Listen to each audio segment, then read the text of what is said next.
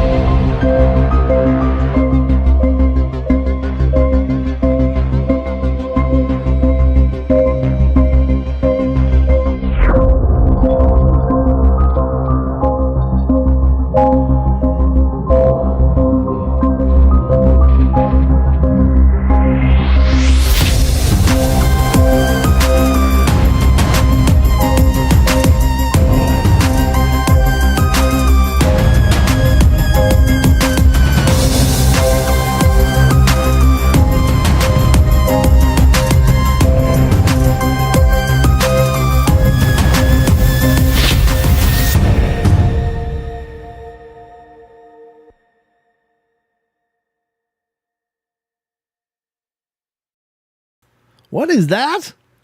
What do you say? Well, coming up, ladies and gentlemen, we're going to have our very first Paranormal Portal Investigates video up.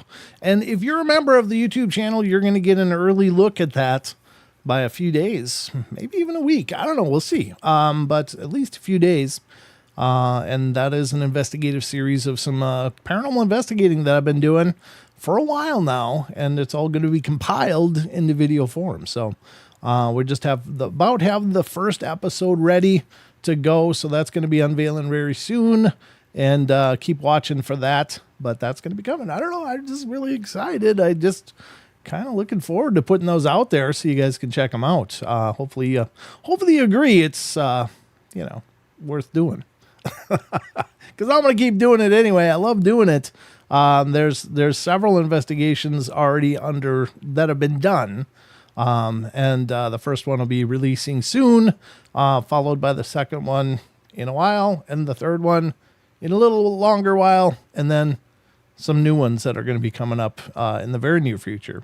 I'm just going to throw it out there. It looks like Saint Ignatius is in the works. So, yep. So we got a lot of stuff coming up. That's going to be awesome. I'm really excited, really looking forward to putting it out there for you guys. It's a labor of love, and I think it'll be a great addition to the YouTube channel because, we've been working hard on this since 2017. My God, it's been a long time. And so I just want to keep giving you the best shows that I can, the best entertainment I know how to give you, and take you along on some of this weirdness and bizarre trips that we've followed up on. So anyway, I'm looking forward to that. I just wanted to, I just got done talking to Jimmy, who's a gentleman who's helping me go through these and put them in video form, and we're just about wrapped up on the first one. So I'm so excited. Anyway, couldn't wait. And I had put that video out on the YouTube for a while ago now. So many of you have probably seen it again, but I just want to let you know it's coming soon. So anyway, after that, I guess all I can do is try to bring you some news. Are you guys ready to get informed? Find out just what's going on in the world around us. Some of it's paranormal. Some of it's not. So I just think it's all interesting, though. So let's get to the news and find out just what I've curated for your benefit. And hopefully you agree. It's enjoyable. Let's do it.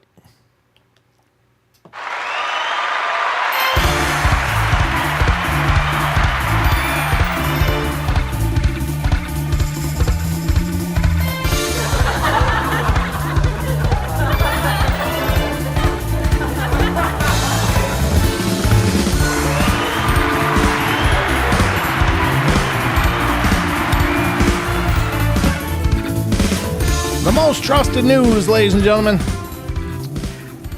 And hopefully I'm the most trusted anchor ever, maybe at least today. I am, of course, Brent Thomas, your anchor from the rest of the show. And might be hard to recognize me with this different surrounding, but yeah, it's still me. And I'm bringing you the news. I've pulled up 3 articles that we're going to go through now. And hopefully you find them informative and interesting. And this one's the first one up is a follow-up to the big cat ones out of the UK. Seems now there's substantial evidence to suggest, yes, indeed, there are big cats up there. It's not just a cryptid any longer. It looks like they have some pretty substantial evidence. And I imagine there'll be some, some more concerted efforts on the official capacity to get these things or at least figure out where they are and decide what they're going to do with them. I don't know. I mean, they've been surviving out there for a while now. Obviously, they're doing okay. Maybe they're attacking people. I don't know. I mean, I'm sure people go missing in the UK just like they do everywhere else. And it's kind of tragic to think that they might be falling prey to cats. But anyway, the first article is from unexplained-mysteries.com. Brilliant site. Please support what they're doing. Stop over to unexplained-mysteries.com and check out the news there for yourself. I'm just bringing you a teaser of what they have to offer. So whatever you're interested in, you're going to find news articles over there and articles over there that have to do with it. They really sincerely have a robust selection to choose from. It's a brilliantly run site. All right, here it is. Are there really big cats prowling the wilds of the British Isles? We've been covering these recently, and this is the image that was uncovered from, I think this is from like maybe the 80s or whatever, but it kind of got buried on someone's desk. But this is an image that was sent into the some natural resources department, and it kind of got shelved and lost in a pile of that thing, but now they've uncovered it. And they're like, yeah, that's definitely a panther. That's not a house cat.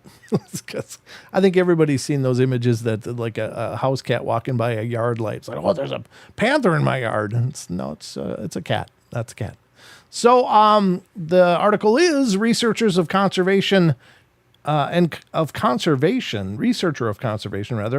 Egil Droge, takes a look at the science behind the stories of big alien cats in the UK.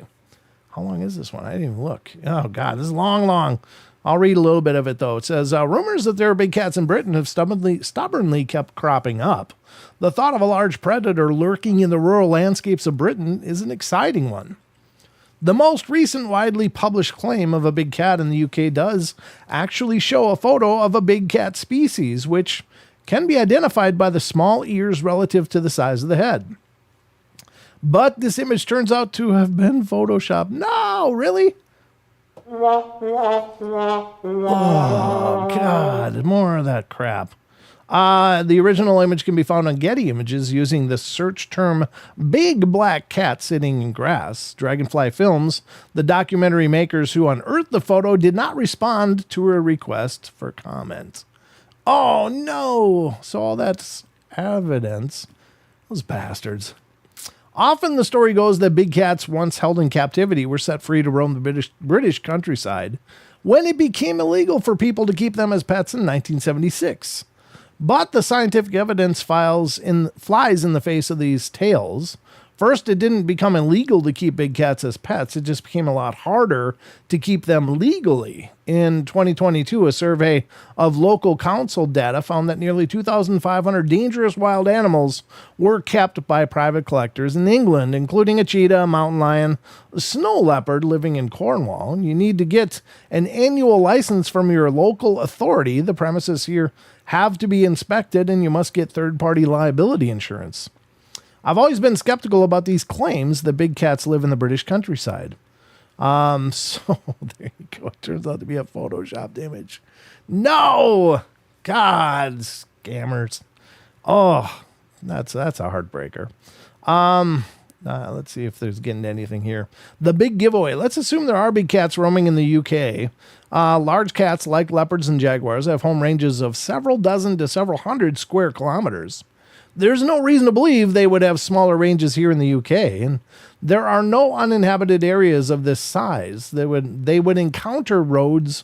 They would cross paths where their paw prints would be noticed by walkers.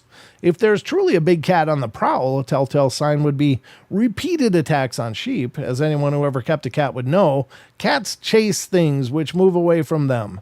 Big cats are no different, and if sheep run away when seeing a big cat, they would chase them and grab them.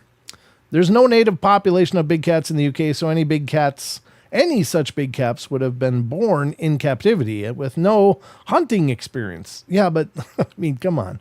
If something was raised in a cage and you let it out, chances are it's going to figure out how to grab things and eat them. I mean, that's not unique as far as a taught behavior. I think it's just kind of intrinsic to the genetics. Like, I'm hungry, that looks like food, I'm going to eat.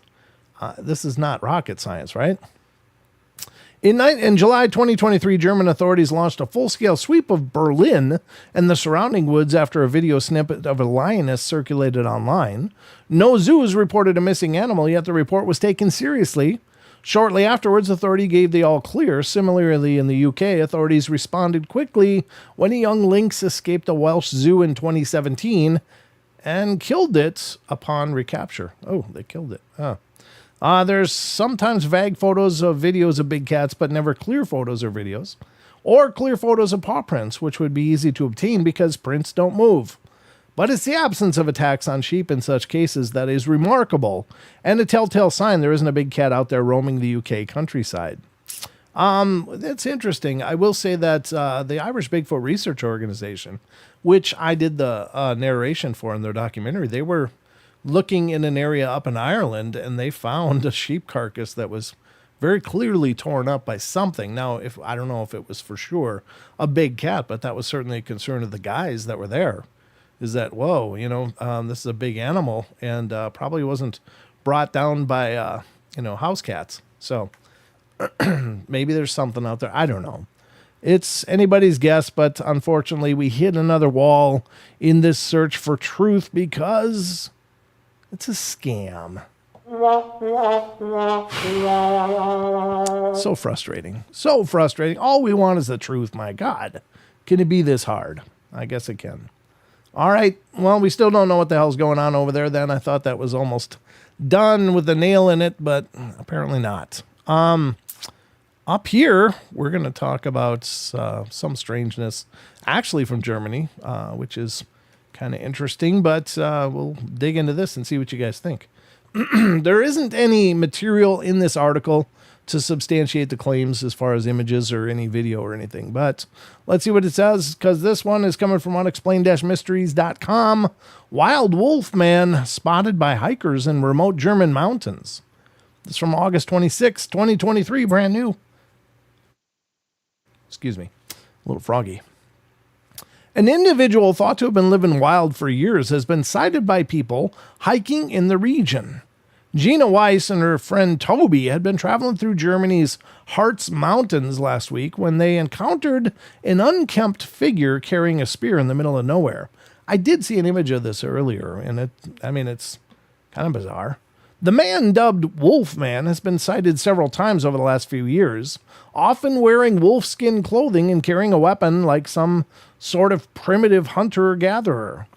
When we reached the sand caves, we saw the Wolfman, said Weiss.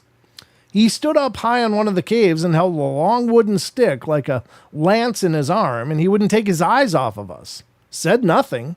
He looked dirty like a Stone Age man from a history book. Back in March, a distressed hiker called authorities after spotting the mysterious man, but when police officers arrived on the scene, they were unable to locate him. Even members of the fire department have reportedly seen the Wolfman wandering around, and someone clearly knows how to live outside and adapt to the changing seasons, said fire department head Alexander Beck. So there's a wolf man, not a dog man, not a werewolf, but somebody that's living ferally up in the hills there, I guess. I don't know. I mean, it's interesting. Is it a cryptid? No, it's probably just somebody sick of the crap that's going on in the rest of the world. So they opted for a more simple life, maybe. So I don't know. That's a new one to me. I'd not heard of that one before. Now this one's kind of big news lately. It's interesting because I know there's lots of varied claims coming out of Loch Ness. Of course, my cousin was just telling me he was watching a documentary regarding the Loch Ness monster, and they went really in depth into proving that it was a hoax. Into way back when. Including documents that were shown to apparently substantiate that it was a hoax. Now, I'm not familiar with what he watched or what he saw, but I know there's lots of claims coming out of Loch Ness, including not only of a big Nessie-like creature, but there's like apparently some kind of muskrat man or something, a giant muskrat man that's rumored to be in the area as well, along with other legendary things. The water horse thing is also I think from up there, but let's see what this says. It's because this is a real big effort going on right now. Apparently, I think Ken Gerhard is actually up there, but I might be wrong. Anyway, record-breaking hunt for the Loch Ness Monster is now underway. There you have it. And it's kind of interesting because Ken Gerhard, I think, cut his teeth on Nessie research when he was like 15. So he's been at this, involved in the Loch Ness Monster search for quite a long time. Excuse me. It says hundreds of volunteers are working together to find evidence of the elusive Scottish Loch Monster. The endeavor, which has been hailed as the largest hunt for the Loch Ness Monster in 50 years, has set more than 300 volunteers to sign up on monitor webcams around the loch, and 200 more taking part in a concerted effort to observe the loch in person from multiple different locations. On top of this, camera-equipped drones have been scouring the length and breadth of the loch, while special hydrophonic equipment is being used to listen for any unusual sounds underwater. There are 100 volunteers lining the banks of Loch Ness today, all on a quest to find some answers as to what the Loch Ness Monster is. Said Paul Nixon, general manager of Loch Ness Center in, what the hell is that word?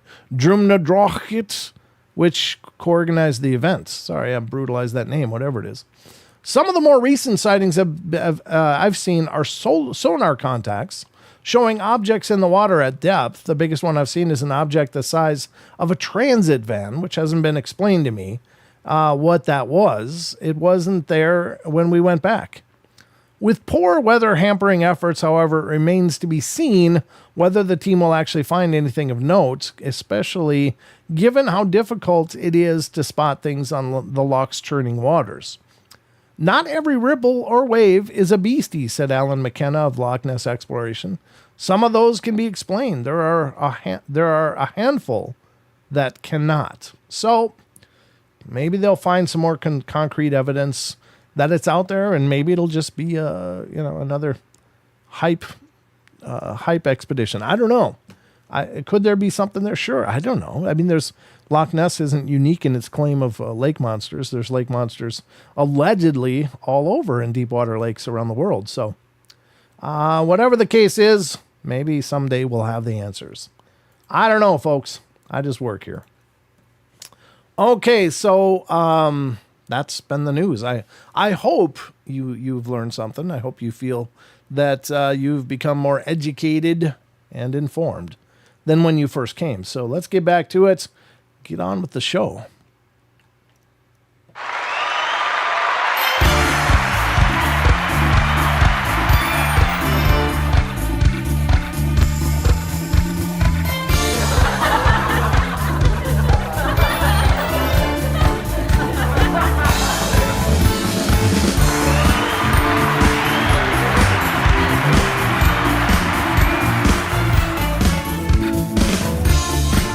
It is the most trusted news.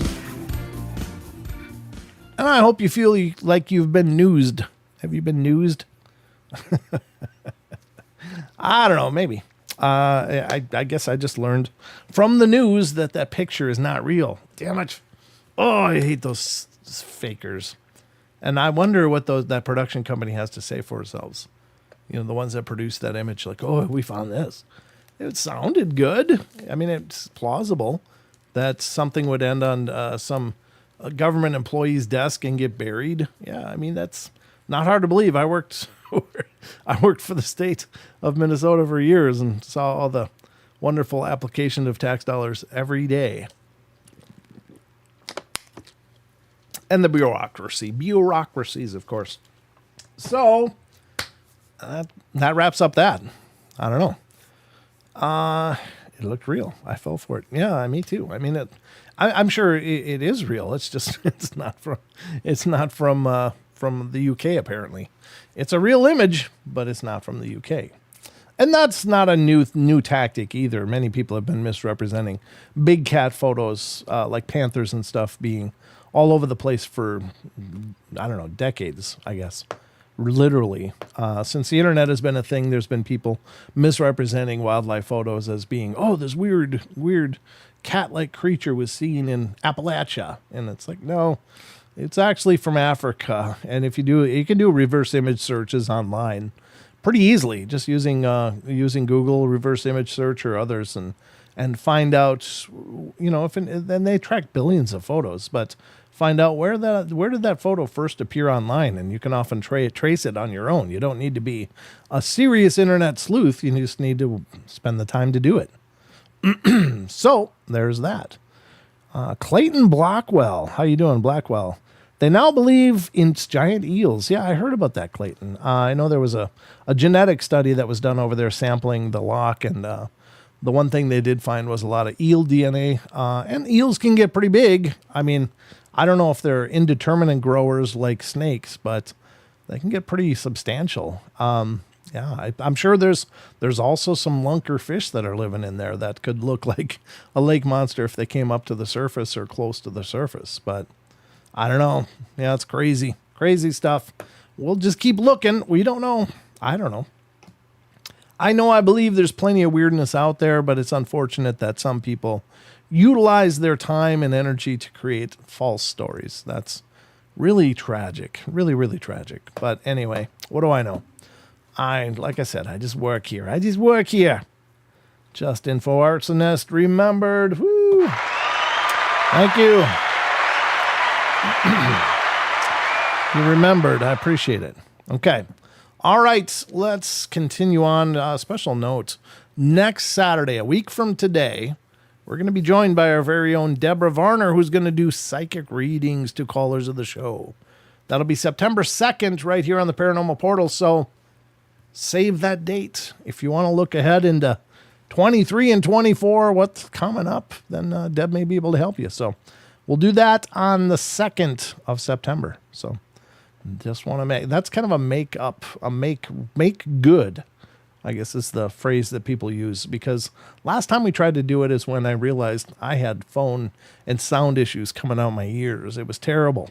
It was frustrating, and Deb and I worked before the show. We worked during the show, but we couldn't get it to work. So I ended up doing an impromptu regular show, and I felt bad. But we're going to have Deb on the 2nd and make it right. And she'll be able to help.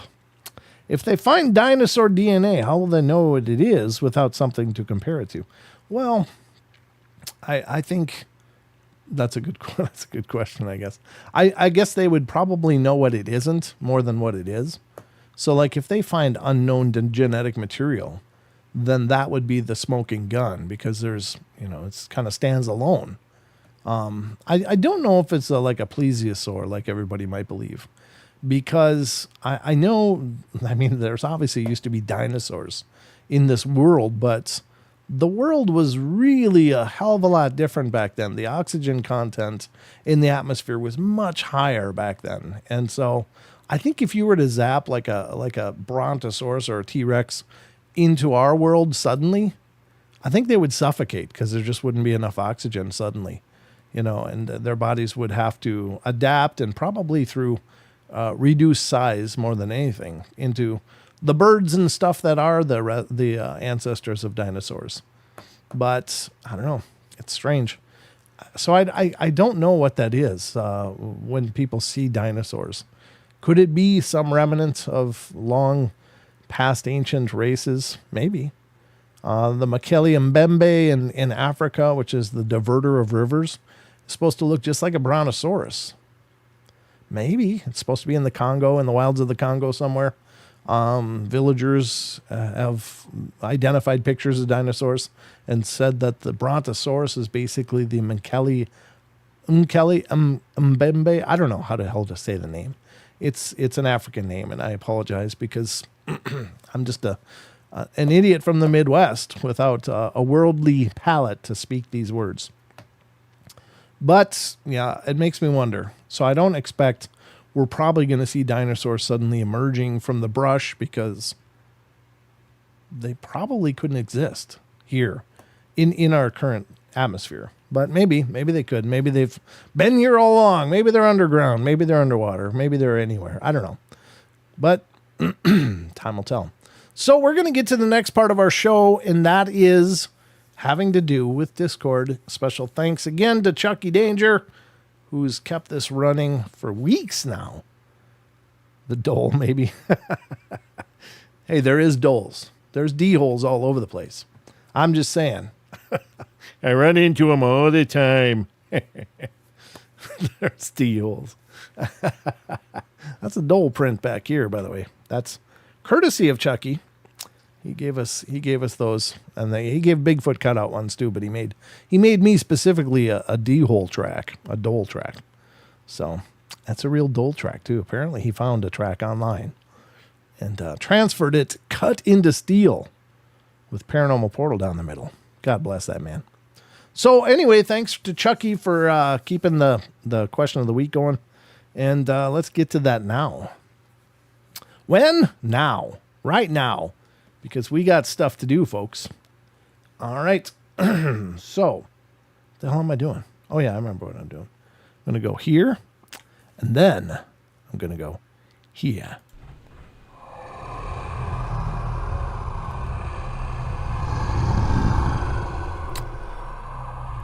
All right, ladies and gentlemen, welcome to the Discord question of the week. This is where we pose a question to some of you guys out there to see what you guys think. Podcast interviews about experience with this.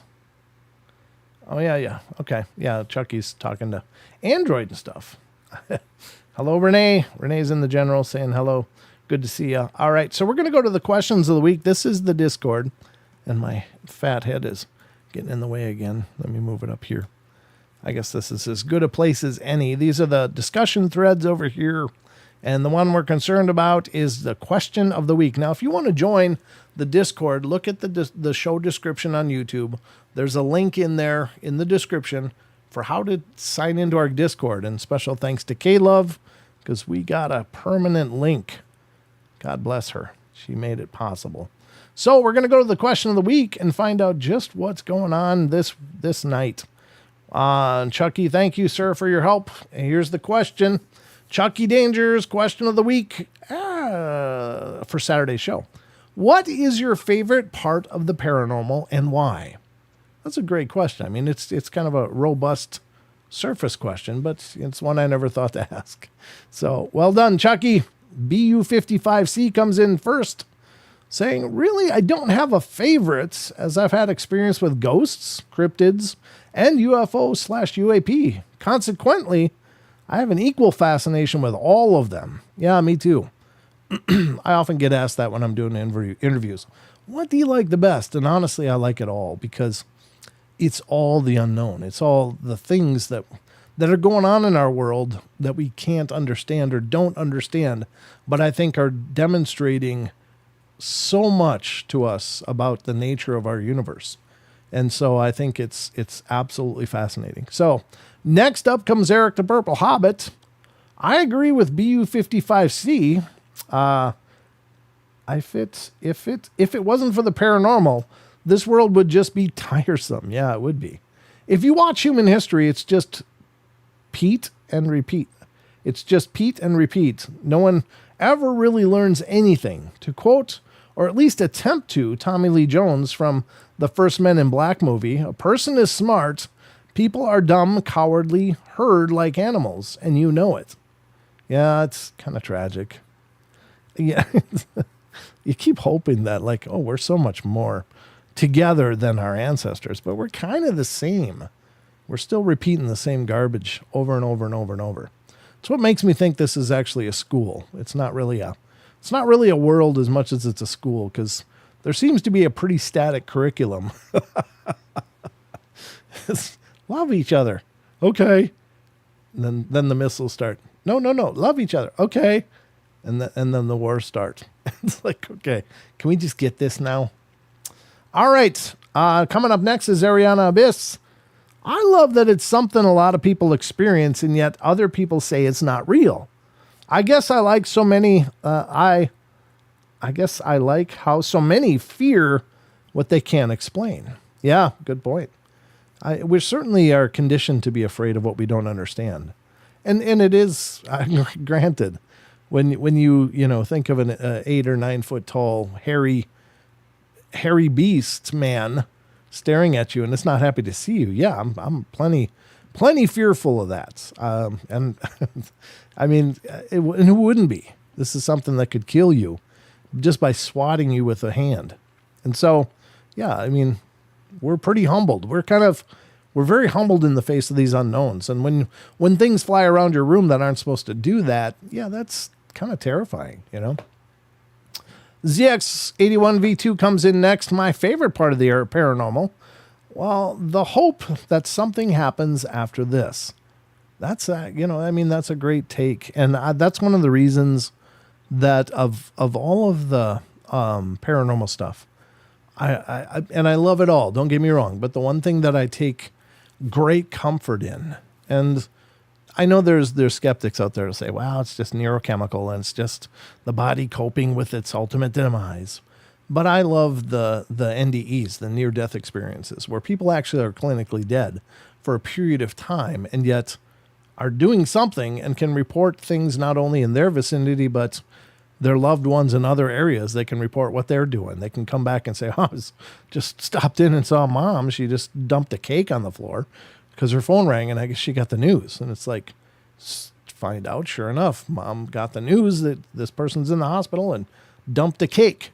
It's like, well, how would you know that? That's not just neurochemical clutter in the brain or a DMT dump. I mean, it's something spectacular is going on. So, who's K again? Anybody help me out? I get the one thing. Just bring them maple bacon bars and you'll be great. I don't think they'd make it to the woods, Eric. I think I'd end up eating the hell out of those before I got to the woods. So I'd let them lick the baggie, maybe. Maybe they'd be okay with that. But who is K? Somebody help me out. Is this Lewis again? Comet Man?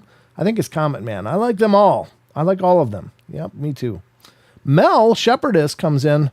I love how it awakens people to the spiritual. Yeah, brilliant take.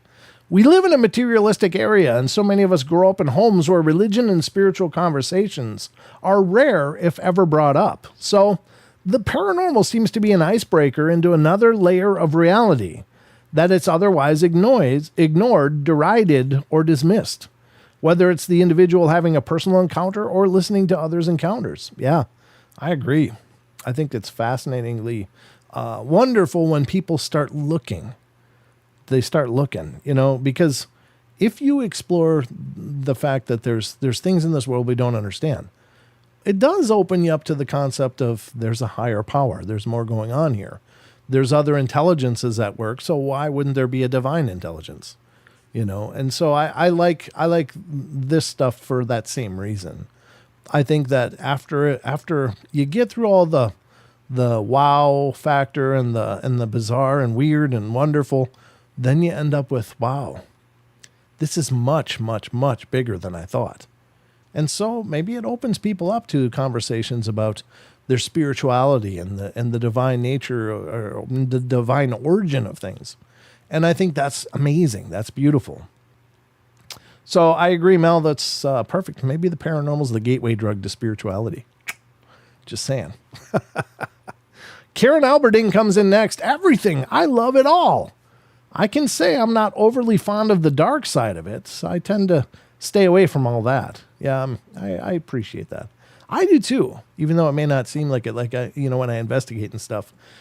I suppose that I'm probably, at least exposing myself to more possibility of dark stuff, but I am very careful. I am very, very spiritual in my approach to it. And I do try to protect myself and those I love very, very, very carefully. So, but yeah, you're right. There's certainly a dark side to all this that isn't wonderful, but it's still amazing. Even if it's dark and twisted, it's still demonstrating some amazing stuff. I keep thinking of like the Harry Potter. They were referring to Voldemort having the same wand as Harry Potter. It was, I think, at the wand store, and what did he say? The Ollivander said something like, the other wizard who had this sister wand did amazing things or great things, horrible, terrible things, but still great. Or amazing things. I can't remember the way it was said, but it was very profound. It's like, yeah, I mean, it's still, even though the dark stuff is terrifying and horrible, and there seems to be things that are really hell-bent on our destruction, it still does demonstrate some phenomenal phenomena. It just came out of my mouth. Phenomenal phenomena. That sounded dumb. Anyway, you get what I'm saying.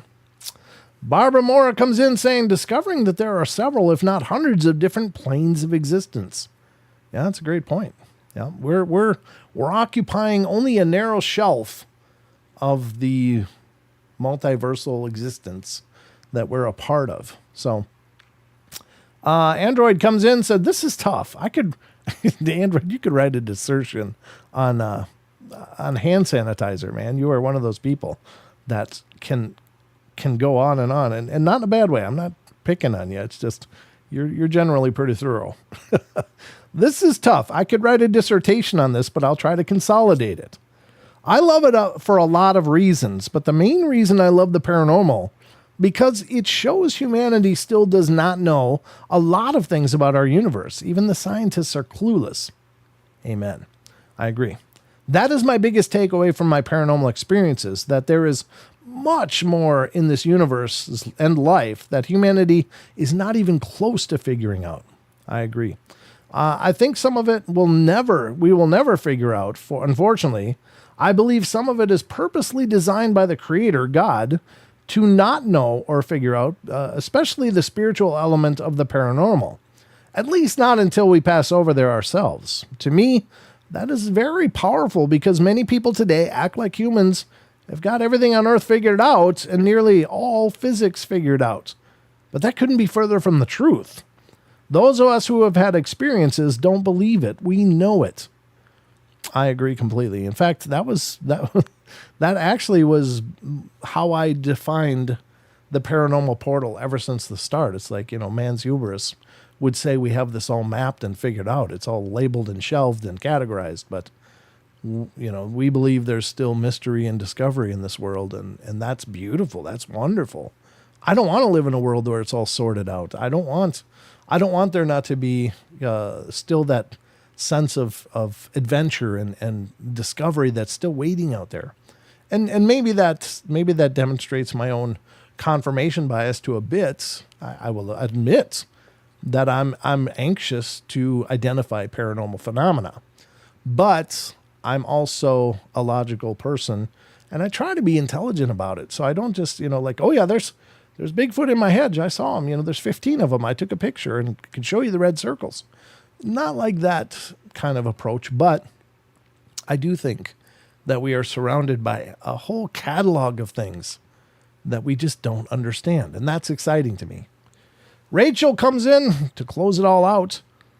The thing I like the best is the stories people tell about their experiences in all aspects of the paranormal. People telling what they've experienced, and that is done with honesty and integrity. Yeah, I agree. Every one of your takes is brilliant. Just Info in the chat says, have you ever listened to the Art Bell shows when he had Dr. Malachi Martin? He was an exorcist and author back in 1995-97. No, I haven't listened to them, although recently, I've had an exorcist on the podcast a couple times. Father Mike has been on, Mike Driscoll out of Illinois.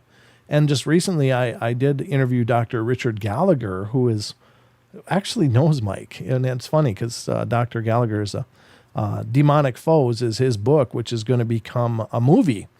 And that's available out there. But he and I were talking. I was like, Doc, I have actually had an exorcist out of Illinois on my show. And he goes, oh, who's that? And I said, oh, Father Mike Driscoll. He goes, oh, I know Mike. So that was kind of fun. And then I just talked to Mike just a few days ago. And he goes, oh yeah, I've talked to Dr. Gallagher. So it's kind of neat. But yeah, I love, here's the thing. I think of all of the paranormal, the demonic possession and that phenomena to me is probably about the most terrifying stuff out there. In fact, I think very irresponsibly, many people in the paranormal misuse the word demon a lot. And I think it's kind of a street cred thing. Oh, there's a demon at the Smith house. We confronted a demon in my garage, Well, that sounds fantastic. And it's really a clickbaity kind of thing. But I don't think there are as many demons out there as the paranormal community would have you believe. I do think they're out there, though. I just don't think that they're as ever present and almost omniscient as some paranormal channels would have you believe. I mean, if your cereal bowl moves, it doesn't mean it was moved by a demon. Some people may disagree with that.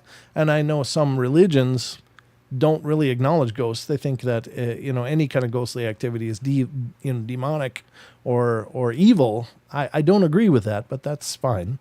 We don't have to agree. But I do think that there are beings out there that are demonic, that are whatever demonic means, and whether it's the traditional idea of fallen angels or what, I don't know. But whatever they are incredibly powerful and incredibly terrifyingly diabolical. And all they want is to destroy. They don't want to build, for the most part. I mean, maybe there's daemons out there too. That's another belief, is that the daemons are not necessarily evil, but they're also these very powerful spiritual beings. But demons are. And so, I honestly, I don't ever want to confront anything like that. I don't want to deal with it. I don't want to do that battle. I think it's a roll of the dice, because these are very powerful old things that have nothing but time to wait for you to screw up and to take their move. So, that's a chess game I don't want to be a part of. So, all right. So anyway, I think those are great takes. I agree with all of you. Brilliant. And so thank you so much, everybody that participated. Again, please get involved in the Discord. We'd love to have you over there. And I'll put the link in. I've been kind of not doing that. Ruthie, I agree. Yeah. Thank you, Ruthie. Discord link. I'm just going to write link : HTTPS not question mark, / discord.gg/paranormal portal. That is the link. If you click that, you'll be brought to our Discord server and you can be a part of our community. It's now pinned to the top of the chat. If any of you are Discord users and would be interested, we'd love to have you join our community of fun. So we do get new members every once in a while. It's kind of slowed down a bit. But if you know people that are in Discord communities, let them know about the Paranormal Portal. Give them the link. We'd love to have them over here. Hi, Sherry. How you doing? Good to see you. How's the little one? Aw, I've seen the pictures lately. He's just gorgeous. What an adorable little child. All right, so we are going to move on from the Discord question of the week. Once again, thank you, everybody, for responding. And if you like this chat, you like the community, head over to Discord because many of these people are already over there having conversations every day. And there's just tons of link and information on the different communication threads over there, dealing with all kinds of different topics, as you can see. There's there's episode discussions, Bigfoot, Dogman, Ghost, UFO, extraterrestrial encounters, cryptids, and even music and strange phenomena. And then down here is a paranormal library. People are recommending books as well as paranormal movies and TV. So there's all kinds of fun to be had here in the Paranormal Portal Discord. So join, become part of it. We'd love to have you there. And let's get to the rest of the show.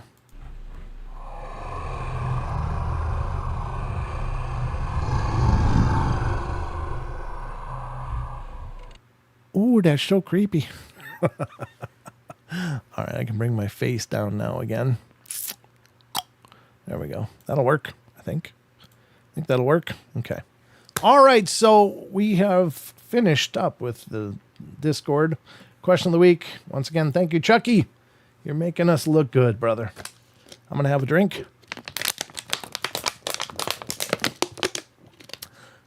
So refreshing. I squeezed it down my chin. All right. All right, now we got to get to more stuff. We've got a lot more of the paranormal goodness you've come to love. I did put it out there for you guys if you wanted me to do investigation stuff tonight. I didn't get any response at all, so I just opted for a normal show. Again, I'm not opposed to doing it. I just don't want to keep giving you the same show over and over and over. Oh, the flashlight's on again. And every time it happens, it's amazing. It really is, but if you've seen it, you've seen it. So there's no use to watch the ball flash, watch the flashlight, listen for words, that kind of stuff.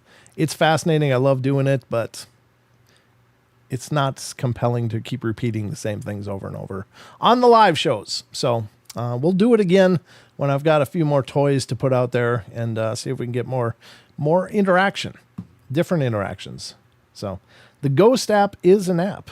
Is the app on? Yes, it is. Julia, it's right up here on the screen. You'll see it right here where my mouse is circling. Up in the upper right of your screen, that's the Ghost app. That is on, and so far, very inactive. So nothing's been popping up tonight. So apparently nobody's stopping by. Currently, anyway. The phone lines are also live. If anybody wants to call in, the number is right below my chin. Call in now, 720-923-0500. If you've got something paranormal to share. Android, you linked my name. What did I miss? Have you considered trying an EVP recorder we can all listen back to later? Yeah, I've thought about just doing recordings and stuff, but then I would, if I left it rolling, it could be done, but doing real-time EVPs is actually cumbersome, and it would be like question, wait. You got to wait for like a 10 count. Usually people count to 10 slowly to give the spirits time to answer. And then you got to review it. And then you got to hold it up to a microphone. And you could go all night and never get anything. And so they're best. I like EVPs, kind of things like that. When you're in an investigation, you can leave an EVP recorder going, review it, find highlights, and then bring that to a live show. I think that would be more compelling than doing it live at the time, hoping to capture something. So, been having activity like crazy for weeks now, every night. Wow, Ruthie. Might be a good time to cleanse. Stop with the circles. I'm getting Disney. I mean dizzy. Well, sorry. I was just trying to show the app. It's over here, right there. Do not watch the circles. I'm not responsible for any seizures or anything that occur as a result of watching my show. Okay, so we're going to get to the next stuff, which is more paranormal goodness. And first up is an article we've been going through, and these are real life coincidences that made people question the nature of reality. Now, I do love these kind of stories a lot. And the reason I love them is because they really do. I mean, they're just little snippets. They're little tiny snapshots of a person's experience. But, and are they true? Well, maybe not. I don't know. I didn't write this article. I didn't interview any of the people that have given their stories, but it's represented as true. And if any of these are true at all, that's still phenomenal. And I think everybody has those experiences in their life. And oftentimes we just write them off. That only counts as a disclaimer if you say it at the beginning. Well, no, it's just a part of the show. You sure I didn't? I'm just saying. I might have. I might have said it earlier. I don't know.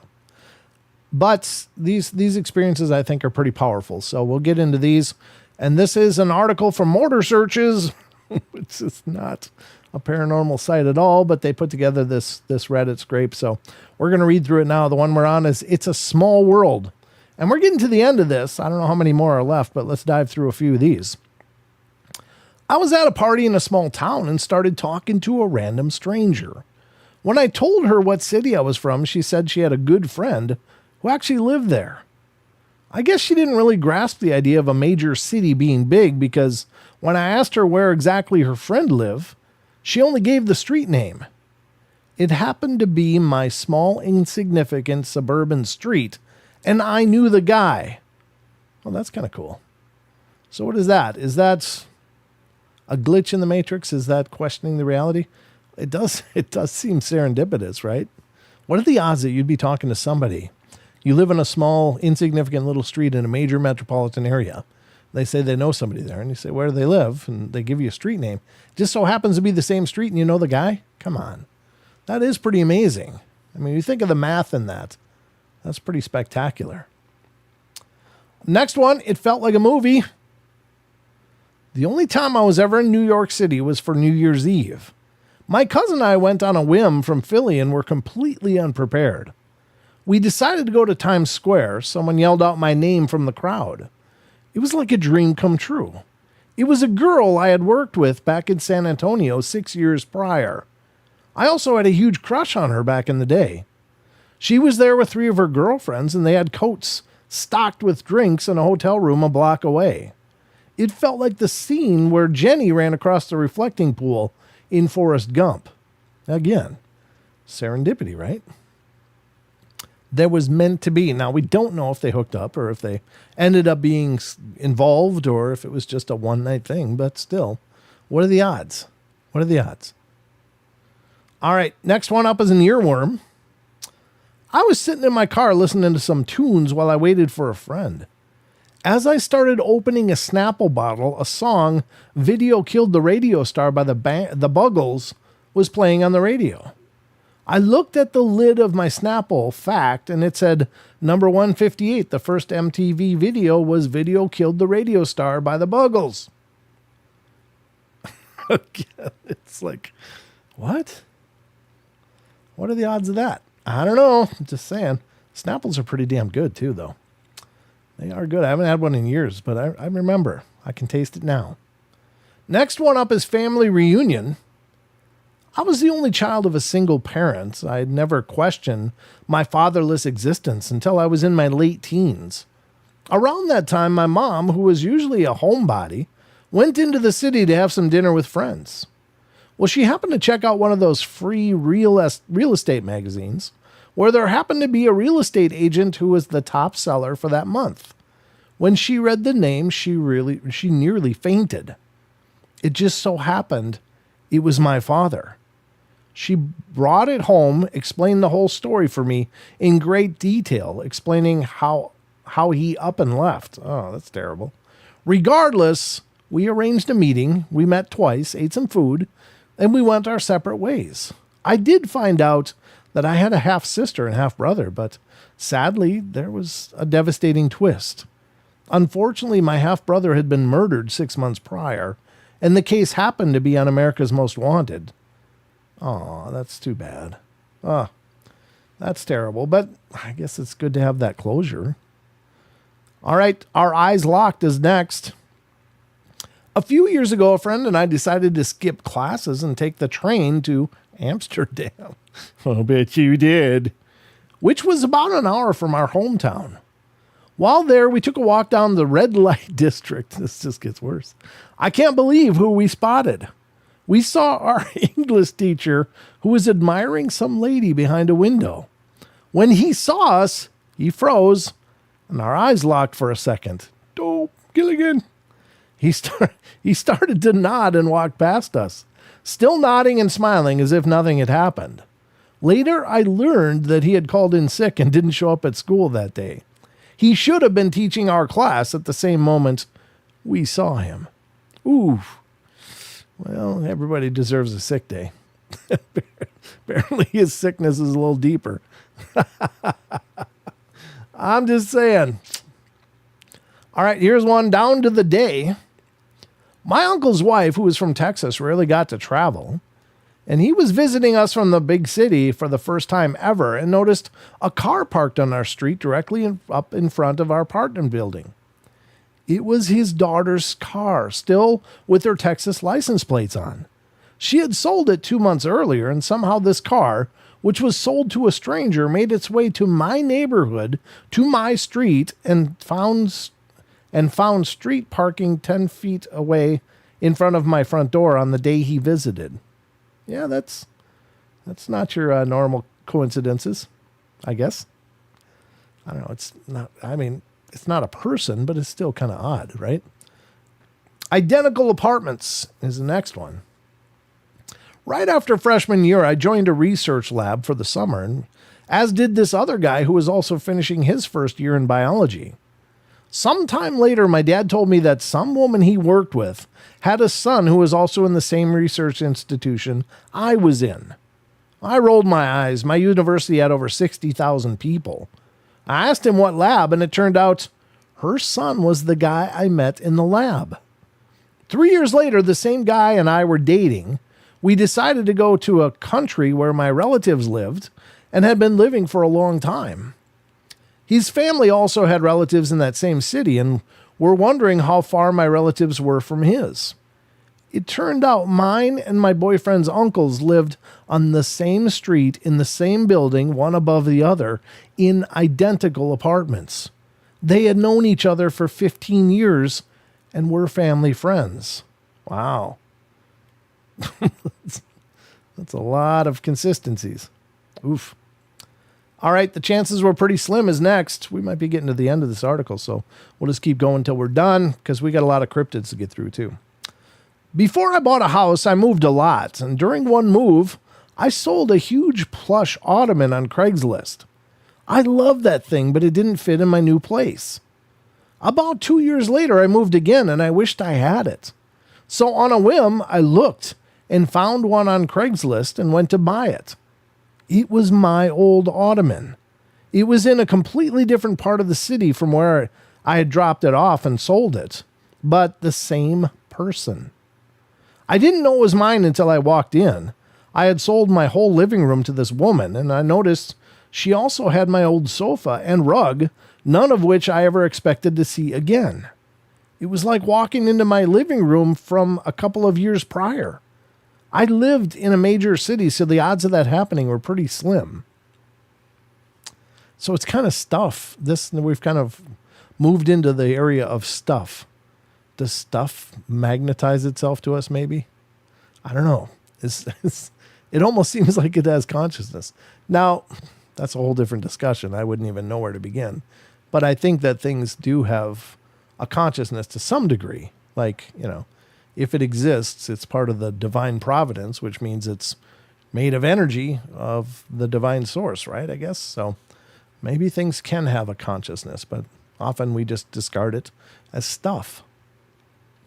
All right, we only needed one is the next story. A friend of mine was getting rid of a bunch of equipment racks because his company needed more space, so I grabbed 3. Nobody knew where any of them were from. One of them had a marvelous set of switches and lights and an aerospace-grade wiring loom on massive multi-pin connectors. The front panel simply said, Bombay Door Test Apparatus, Rockwell B1B. My best buddy down in LA was making a space movie, so I knew the wiring harness would look great in his film, so I shipped it to him. At the time, he was sharing a loft space in the fashion district. The fine art photographer who lived next door was over. He turned and looked at the table where the wiring harness was sitting and turned white as a sheet. My friend asked him, "What's wrong?" He responded, "That's the wiring harness for a Rockwell B1B ALCM deployment bay test apparatus. It was assembled for LDEC Corporation in 1981 in Mulketeo, Washington." My friend was surprised and asked him if he had photographed them, wondering how he knew what it was and where it was from. His friend replied, "No. Before I decided to be a photographer, I was an aerospace engineer at LDEC in Mulketeo, Washington. It was the last project I worked on. Actually, it's one of the things that made me go back to school." When my friend asked if he had built a lot of them, the photographer replied, "No. We only needed one. That one." Wow. So again, it's stuff. Kind of makes you, maybe it makes sense now when Ouija boards find their way back to people, right? Because maybe it happens with other stuff too, but you don't give it that same creepiness. I don't know. Can there be a magnetism for objects and people? Maybe. Interesting. 3-year payoff is next. During my freshman year, one of my friends threw an airplane made from tiny gum wrapper foil and got it stuck in the ceiling. 3 years later, as a senior, I was sitting in the same table with the same kid that threw it up there when the principal came over to yell at us to keep it down. That was the moment it happened. Out of nowhere, the plane came down and landed in her hair. She became enraged and wasn't going to let anybody leave until she found out who did it. We told her what happened and she gave us all detention for lying to her. I wasn't even mad. It was just way too funny. Some principals just have no sense of humor. The first page I read. When I was 16 years old, I moved to South America. One day I was looking around a bookstore. There was a tiny English language section that I was looking through. I found a book about old houses in New York State. I opened it to a random page, and here was a picture of my house, the one that I grew up in and that my mom still lives in. Wow. I mean, how do you explain those odds? What are the odds of something like that happening? Again, is it real? Well, maybe, maybe not. But if it's real, that's pretty freaking amazing. Next one, who's on the line? I was sitting at a pizza place with a friend of mine in the small town that we lived in. The payphone that was next to our table started ringing, so my friend answered it. On the other line was a friend of his, and he asked him how he knew he was at the pizza place, and his friend on the phone said, "What do you mean? I called you at home." My friend explained that we were at the pizza place and he was calling a payphone. And that's when we made a jaw-dropping realization. When my friend looked at the number listed on the payphone, he noticed that it was 1 digit off from his home phone number. His friend had just misdialed, calling the pizza place, and coincidentally, he still reached him. That's pretty cool. I think that's pretty cool. Followed around the world is next. When I was 10 years old, I moved to India with my family. We moved into our apartment in Mumbai. My parents told me that my room used to belong to a girl my age named Sarah. A year later, traveled to Bangkok for a swim meet, and there I met a girl named Sarah who used to live in Mumbai. We exchanged details, and it turned out it was the same Sarah who used to have the bedroom that I was still occupying in Mumbai. 6 years later, my parents were living in Turkey. I began college at a small school in Illinois. with about 1,000 students, and everyone kept telling me about this other girl who grew up abroad that I should meet. Eventually, I went to a party and we met. It was the same girl, Sarah. Apparently, I followed her around the world. Oh, that's cool. Well, there you go, folks. Did you enjoy those? We finally made it through the article. Very cool stories. Again, they seem like such small things, but they're not. They're really profound. Every one of those stories was profound. And again, is it real? Well, maybe. It might be real.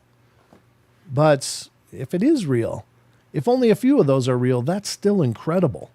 That means something absolutely amazing is going on in this world. And things are way more interconnected than we think they are.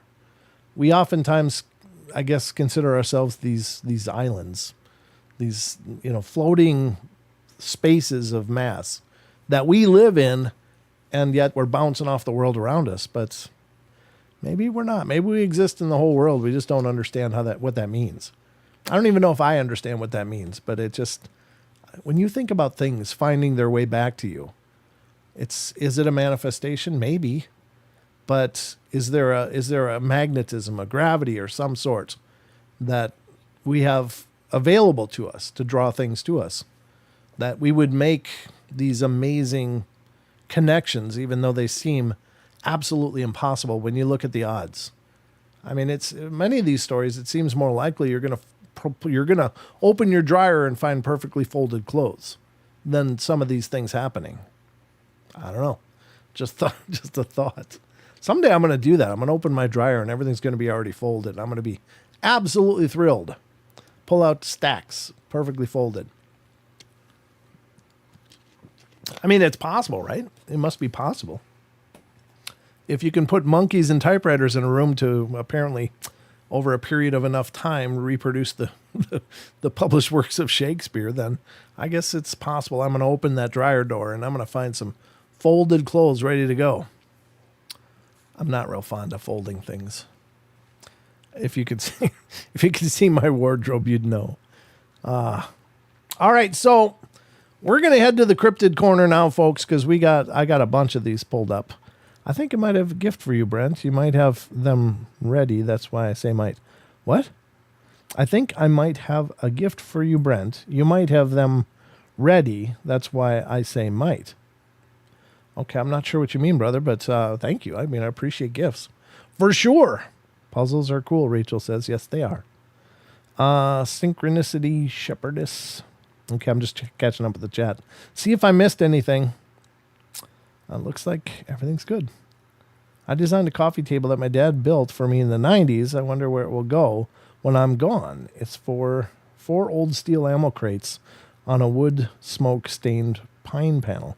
That sounds really cool. Actually, I have an interesting story. I have a table that my dad built for me. I used to own a historic home back in Minnesota. It was built in 1894, Queen Anne architecture. A beautiful home. I loved it. But unless you're a really capable do-it-yourself person, a house like that is a lot of work. And when you can't do the work, you got to hire the work. And that just proved to be impossible for me over time. So I did sell the house. But my dad used to work for the public works departments in the town we lived. And they were tearing up a street. And the original builder of the house in 1894 was a gentleman by the last name of Densmore. And he had a business called the Red Wing Iron Works. And he had created iron stuff. One of the things he created was manhole covers. So my dad, tearing up this road, found one of those old manhole covers in the surrounding ring. And so he got it, and this is still why I own the house. And he sandblasted it, cleaned it up, painted it, and made a little coffee table out of it. And it's the coolest table. It is about 80 pounds of steel. I mean, it's a heavy, heavy table, but I was always amazed that he did that. He put it together. And it's still one of my treasured belongings of my past. And I just think that's so cool. So anyway, it's neat. You also have a table that was built by your family member. Very cool, Rachel. Anyway, let's go through this. All right, so we're going to go to the Cryptid Corner now, folks. We're going to dive into some Bigfoot stuff from Sasquatch Chronicles blog because Wes was busy today. And he posted some new stuff up there, and it's just in time because I'd gone through everything else that he had up there.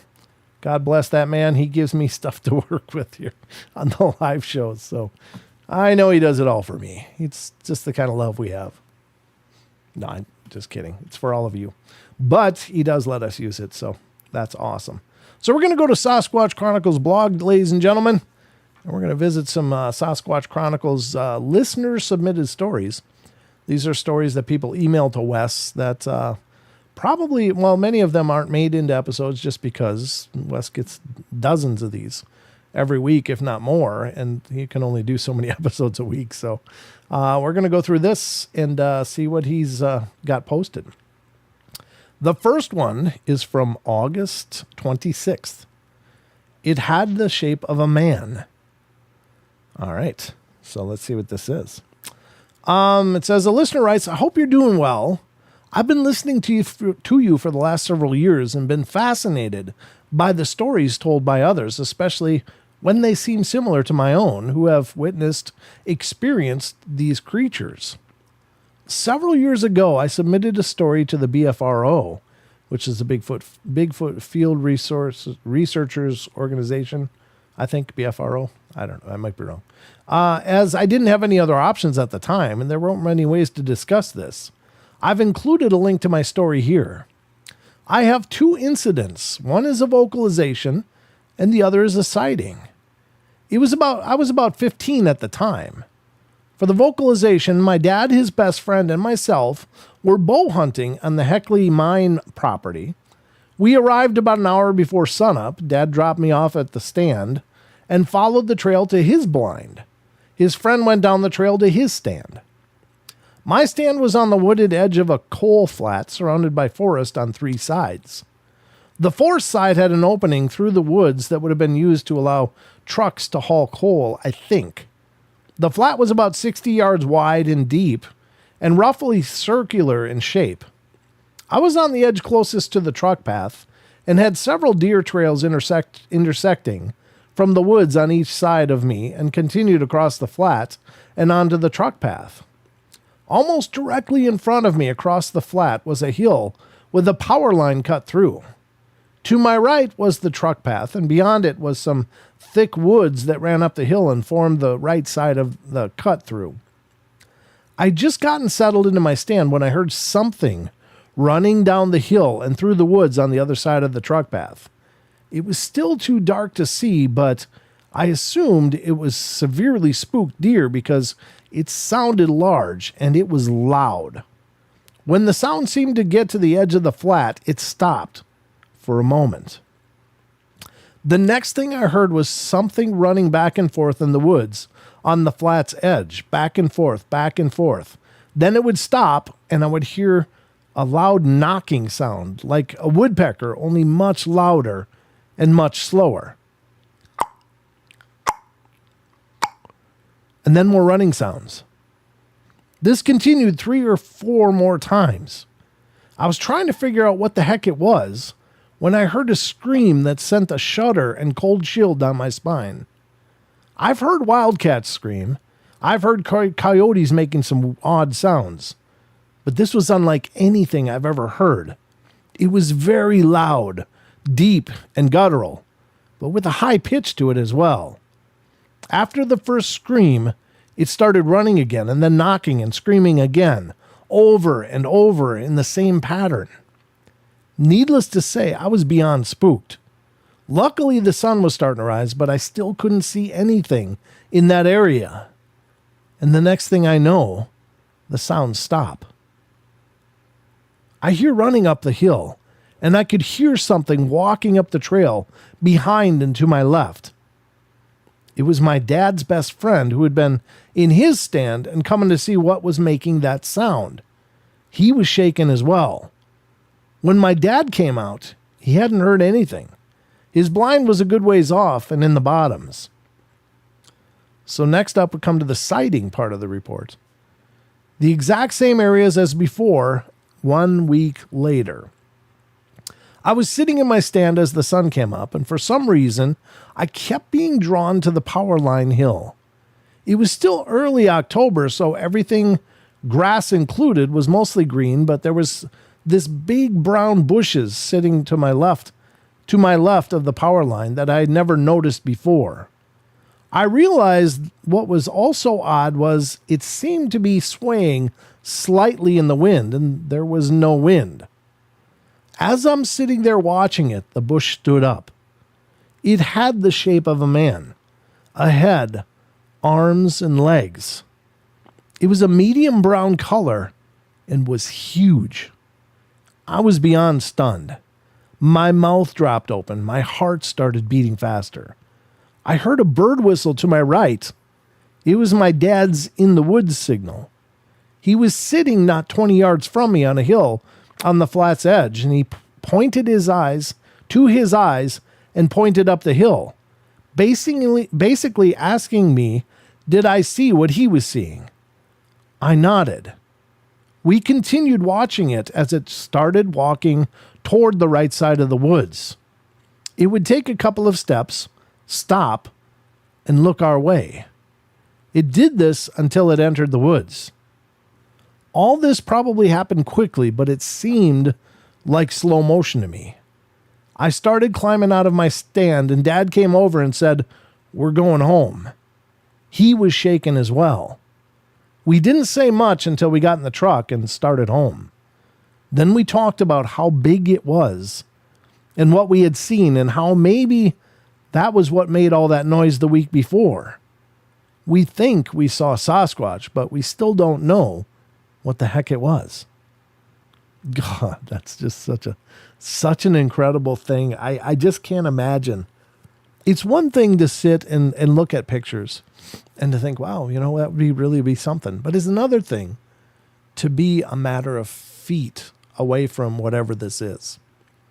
And God only knows what they're capable of. I mean, obviously, we don't know for sure how strong they are, but it seems that they're basically very Herculean in their strength. And they're quick, they're agile, they're stealthy, they're everything that we're not. And to be so close to such an incredible powerhouse, and it's the unknown. What's it going to do? Does it know I'm here? It's looking in my direction. Does it see me? And I don't know what they see like. I can only imagine what is their vision like, but they seem to be able to see people extraordinarily well. There's so many stories that I've read through the years, hunters looking through their scope way downrange, seeing one and going, remarking like, oh, it looked too much like a man. I couldn't pull the trigger. But then seeing that face turn directly towards them and look directly at the hunter, like, yeah, I know you're there. Like it knows that people are there. And not only knew, but it zeroed right in on the guy, looking right down his scope. Like, yeah, I see you. I can't imagine what that feeling must be like, but it's got to be horrifying. Because this is something that's so much more powerful than we are. In basically every measure, physically speaking. So what are you going to do? Especially if you're a bow hunter. You might put a bow and arrow, you might put an arrow in it, maybe two, but all you're probably going to do is really piss it off. And God, who wants to, I mean, there's people I've heard that had like 30-06s and they were pretty sure whatever they had wasn't going to be big enough to take whatever these are down. Like that's got to be just horrifying. It's got to also be awesome. Don't get me wrong. I'm not trying to say these things are evil or dangerous. I think it's safe to assume they can be dangerous. I don't think that that's foolish or naive at all. In fact, I think it's naive to think they're not possibly dangerous. We just don't know. But yeah, I just can't imagine being there and seeing that in person. And how do you process that afterwards? So this one is a little bit longer, but this one is from, again, Sasquatch Chronicles blog, August 26th. Who would be dressed in a gorilla suit? Oh, yeah. I know that's the thing. You get, that's the first thing the debunkers go to. It's like, well, it's some idiot out there in a Bigfoot suit. It's like, really?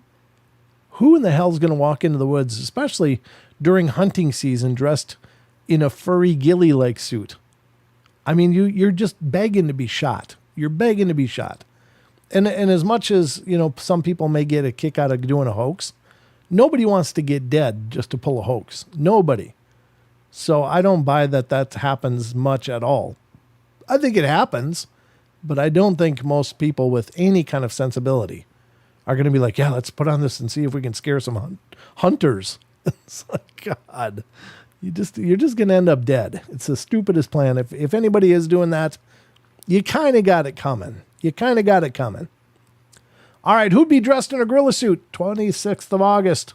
A listener writes, in 2003, a friend, my 12-year-old son, and I seen a Sasquatch at Fish Lake, Beaver Swamp area. It was during the month of July and during graffiti weekend. I don't know where this is, but anyway, the whole point of this trip was to avoid the noise and people of the graffiti cruise. Cruise? C-R-U-S-E? Okay. I'm a disabled vet and don't care for crowds of people anyway. This Fish Lake is east of Canyonville, Oregon. Okay, so it's in Oregon. We camped at the trailhead and decided to pack for a day trip the following day.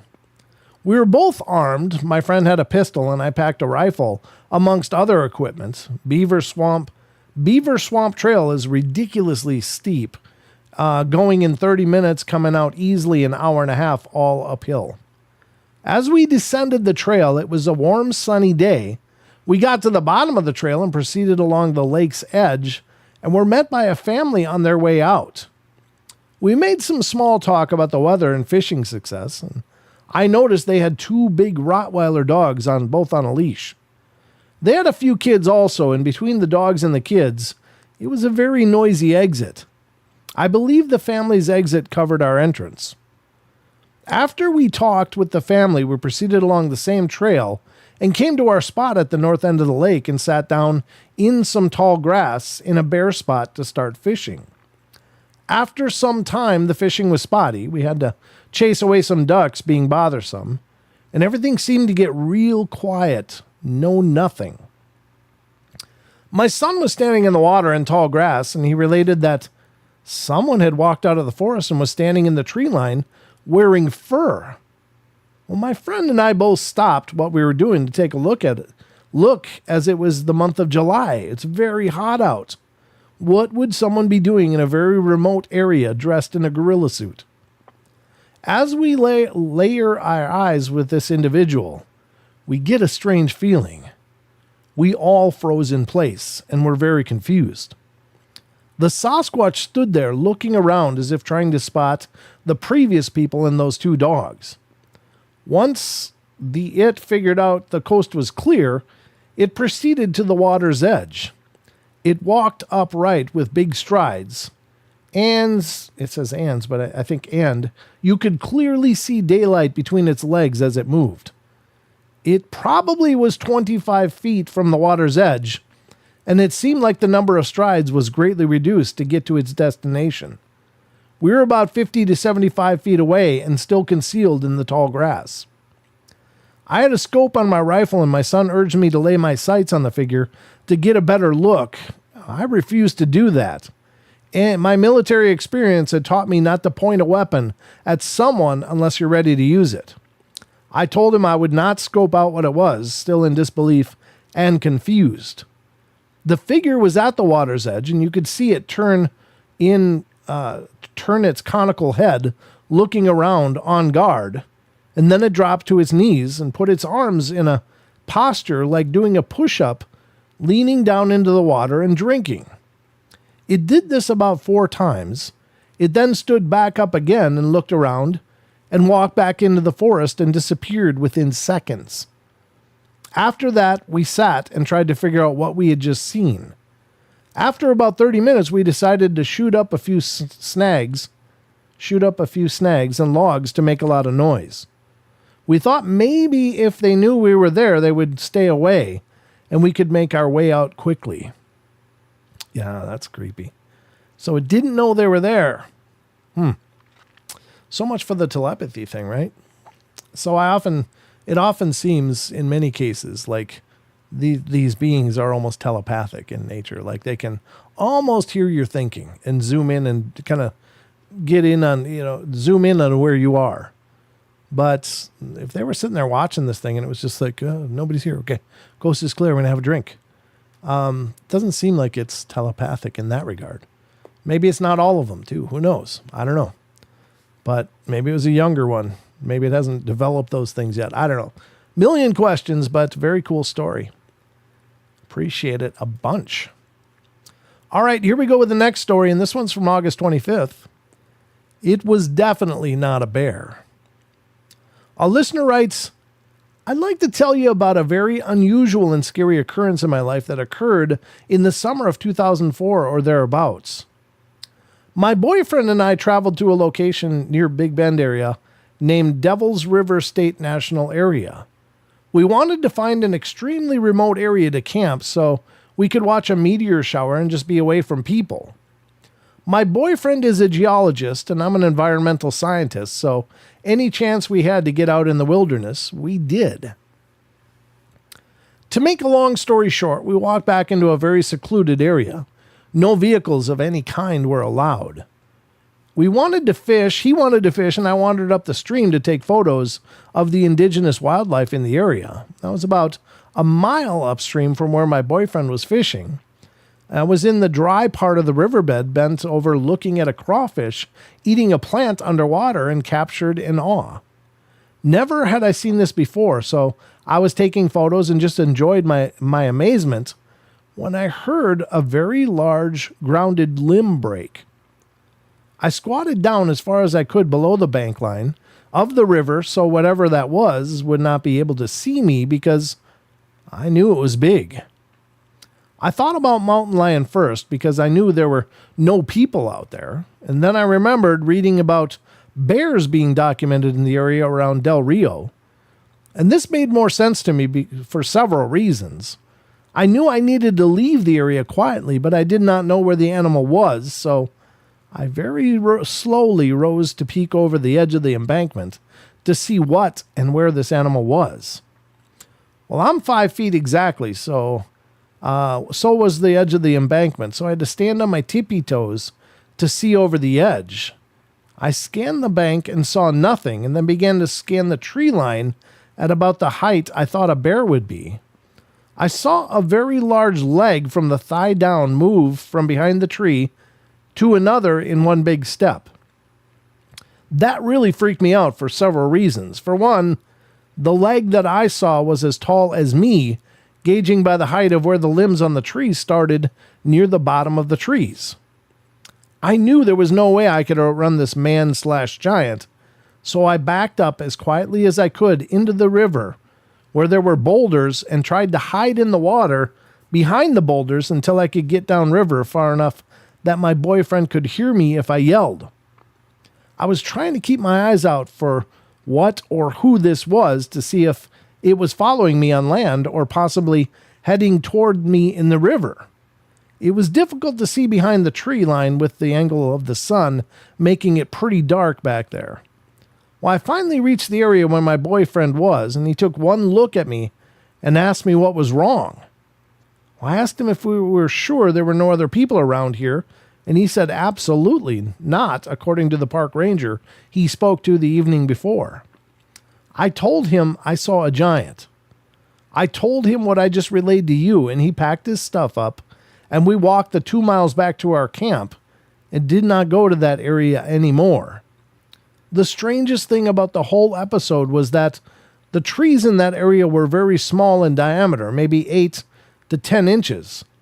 I often wondered why I couldn't not see the whole thing behind the tree because it had to be much wider than the tree's diameter. After a few months, I just put it away because there was no answer I could ascertain. It was not until I started listening to your podcast that I even thought about it again. I still wonder if it was a giant or a Bigfoot. It was definitely not a bear, large deer, or puma, but it was something giant-sized. Yikes. Well, that's a whole bucket of creepy. I don't know. How did it hide behind 8 or 10 inch trees? I don't know. Again, Are they multidimensional? I don't know. I don't know what to do with that personally, but maybe there's something to it. I don't know. I have no answers. I just don't. I wish I did. I wish I could tell you, well, folks, this is what's going on here, but nobody can. After all this time and all this research and all this efforts to look into this phenomena, we're still basically scratching at footprints in the sand. Oh, they were here. That's all we can do. So these things obviously are very good about avoiding us and not being found. But wow. I think the one in the hunting one was probably the scariest, really. That weird knocking, pacing, and the yelling is in that it repeated that. It was like it was trying. It was as if the one in the hunting story with the bow hunters was. It was as if it was trying to shake out what was hiding in there. Like it knew something was in there.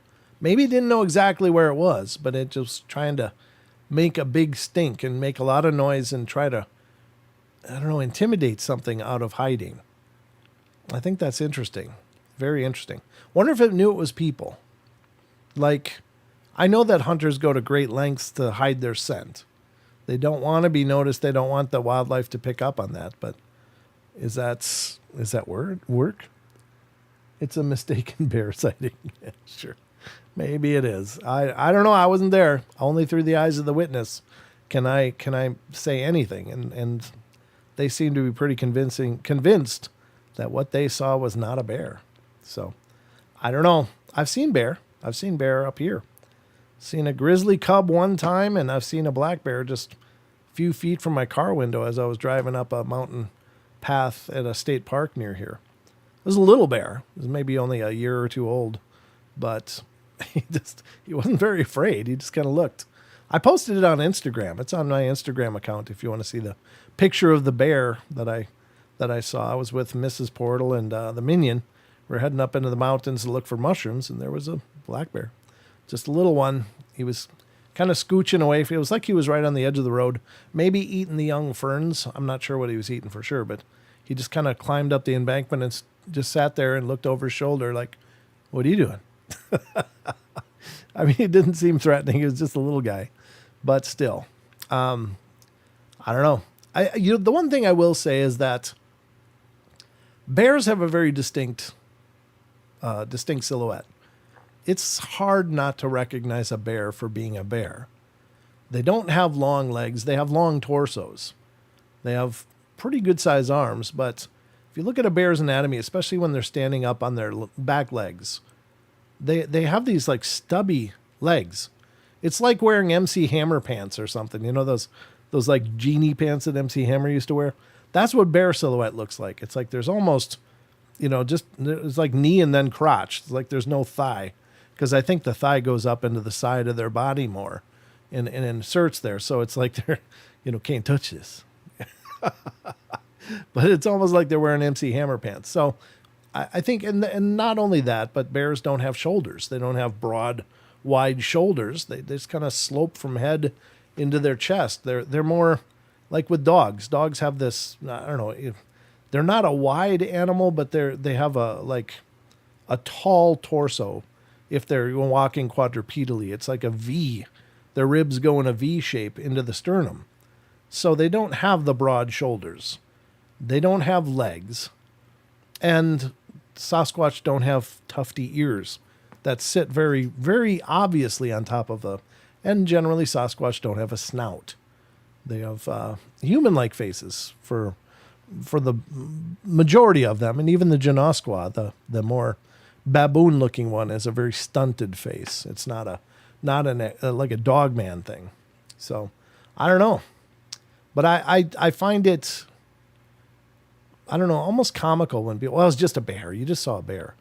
It's like, yeah, but I mean, everybody knows what a bear looks like. It's not like people don't know. And sure, certainly there's atypical bears. There's some trail cam footage showing younger bears that seem to have much longer legs that almost look like chimpanzees. And maybe those are younger bears. Maybe they're something else. I don't know. But they're, a big bear clearly is a big bear. You got to be really not familiar with wildlife to recognize a bear real quickly if you see one. But anyway, I'm not saying it's not possible. If you're in an adrenalized state, you're not perceiving things correctly, maybe. There's always that, but I don't know. MC Hammer. Can't touch this. Hooroo TV, you got it. You're welcome. Thanks for coming in. That's a new name. New name. So it's good to see you. Thanks for stopping in and checking out the show. That's always a pleasure to meet new people. And definitely hope people come support you. It sounds like you got a channel. If it's Hooroo TV, you must be doing something over there. So go support them, guys. Give them a like or a subscribe or something. Midwest Night Watchers is in here. How you guys doing? Good to see you. Thanks for stopping in. Great to look up and see names up here. Let's do some shout outs quick. I haven't done those in a while, and I always like to acknowledge you guys. So if you want a shout out, say something in the chat, because otherwise I may not know you're here. So far the chat list is about 15 names. So I'll give you a couple seconds to say something in chat if you want to shout out. But first up is Chucky Danger. Next up is Cruzieth Maximus, Deb Varner, Digger Dog, Eric, Hooroo TV, Lucky Gypsy's here, Midwest Night Watchers. Great to see you guys. Barbara Mora is here. More of this, more of that. Who just came in? John Stevenson and Karen Alberding just came in up above. I saw the names appear, so I was okay. RJ Windwalker's here. Who else came in? Not more names. Grumpy Owl, gotcha. Lucky Gypsy, Midwest Night Watchers, Barbara, RJ Windwalker, Rachel gets it right. Red Harvest is here. How you doing, Red Harvest? Nice to meet you. Renee Cruz is here. Rick Wegerson is here. Ruthie's here. Stephanie Vaughn is here. Wizard Moon 13 is here. And Worm Norris. Clayton Blackwell popped in up here too. Good to see you, Clayton. Thank you. Good to see you. Thanks for coming in and checking out the show. So if I missed your name, I'm sorry. I'm just looking through it again. Eric. I see Eric's here. Eric's been here corresponding with me all night, so that's good. But thank you, everybody, for being here and being a part of the journey, as always. How are we doing for time? We got 8:37. We got about 20 minutes left. And believe me, I got more Bigfoot stories for you.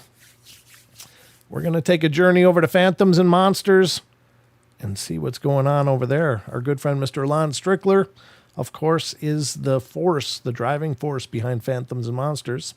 And if you're not checking out Phantoms and Monsters, you should be checking out that site too. It's got thousands of encounter stories. Lon and his partners across the nation have research efforts into a lot of these Fortean topics. They are looking into the Mothman, the Dogman, the Bigfoot Man, and everything in between, the white crawlers, you name it. Lon's got his finger on the pulse of those things. And you can find all his published works listed on the website. Lon has several books, 4 or 5 books, and done a very nice job on those. And links to his podcast, which is Phantoms and Monsters Radio. And Lon also has a YouTube channel, so definitely stop over there and subscribe, because I know he's trying to get those numbers up. He's been at this for a long, long time, and has really been a pillar of the community. So give him some love. All right, we're going to go to phantomsandmonsters.com, folks, for the next one. This one's from August 26, 2023. Idaho hunter describes his fear and anxiety during Bigfoot encounter. And that's one thing I think that goes without saying. Fear and anxiety during a Bigfoot encounter. I sometimes get that twinge of fear just reading these, because I do this whole empathy thing, like trying to understand where these people are and what they're experiencing. And it's, I thank God I can just finish the story and be done. Like, these people are in these experiences, and I just can't imagine the level of terror that must mean. So let's check this one out. An Idaho hunter talks about encountering a Bigfoot that he observed carrying a deer swiftly up a ridge. He detailed the feeling of fear and anxiety that swept over him as a result. And that's such a common thing when people see these things move, and how well they move and how gracefully they move in this impossible terrain. It's absolutely humbling. As a city kid, I was lucky enough to have my parents relocate to northern Idaho. That's where I'm at right now. When I was about 14. My parents separated shortly afterwards. They didn't have anyone to teach me anything about the woods, but I fell in love with the mountains, and I started to hunt when I was about 16. After I would go home after a 26-mile bus ride from school, I had about 3.5 hours to hunt. I had a favorite spot along the lower North Fork River on the Tamarack Ridge. That's right in this area. At that time, there were small farms here. There's still some small farms up there. One evening, while on one of my short hunts for whitetail deer, I saw a group of 3 along the ridge. I could hear the deer moving through the brush ahead of me. I got down on my knees, and they were ahead looking under the brush halfway up the ridge. When I started feeling a fear welling up in me. As I stood up and looked across the valley to the next ridge, about 150 yards away, I saw what looked like a large man carrying a whole deer up the ridge at a very quick pace. I was amazed at how thick the body, arms, and legs were. The Bigfoot covered the distance to the top in just a few minutes. As it crested the top, I then was very acutely aware of the fear that was in me. I had trouble controlling it. I checked my rifle to make sure it was loaded, and I also carried a .357 mag revolver with me. I checked to see if it was loaded. I was feeling very inadequate for the situation I was in. I was suddenly aware that it was almost dark, so I started moving in the direction of my pickup. I almost started to run, but when I would quicken my pace, the fear was almost uncontrollable. I felt like something was watching me, and I could swear I knew from what direction I could hear the brush crack around me. But I don't know if it was related. When I reached the pickup, I was afraid to put my gun down to unlock the truck. I thought if I could just get in the truck, I could settle down and get a hold of my emotions. I was sitting in the truck and was still not settling down. I got the truck started and I pulled down the old dirt road along the river. The tightness in my chest was starting to ease as I drove down the road. I passed the bottom of the ridge where I had the encounter. I stopped and looked up the little trail that led to the ridge trail. Immediately the tightness returned and I felt very vulnerable sitting in the pickup, so I took off faster than I should have been driving on the old road. When I got home, my mom asked me what was wrong, and I just let her think I was frustrated because I didn't get anything. I never told anyone about it until my sons were 14 and 16. The young one believed me and had a hard time hunting by himself. When he first started getting into the woods, the older son didn't say much about it, but the topic comes after every hunting season in camp. I've never felt fear like that in my life, whether staring down the barrel of a gun as a police officer or trekking in a cave and underground. Yeah, that's horrible. And it doesn't even seem like this thing was actively aware of him, but they say where you see one, there's more. You're only seeing one, but there may be several around you keeping an eye on you. So it's a pretty sobering idea that this person may very well have been being mirrored all the way out. And what a creepy, horrible feeling that would be. I'm going to skip this one. No, not this one. I'm going to skip that one for now because we'll pick that one up at the end if we still have time. But this one is from August 26th, 2023. 8 to 9 foot tall muscular humanoid seen near Superior, Wisconsin. That's way up, right across from Duluth. The North Shore there. I've been up there many times. All right. It says a Superior, Wisconsin resident and his cousin are driving home after dinner and encounter an 8 to 9 foot tall muscular humanoid. They were both shocked at the sight and later called the police.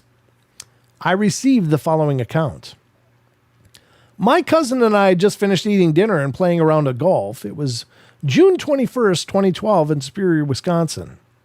We were driving on a 2-lane road that leads back into the east side of our city.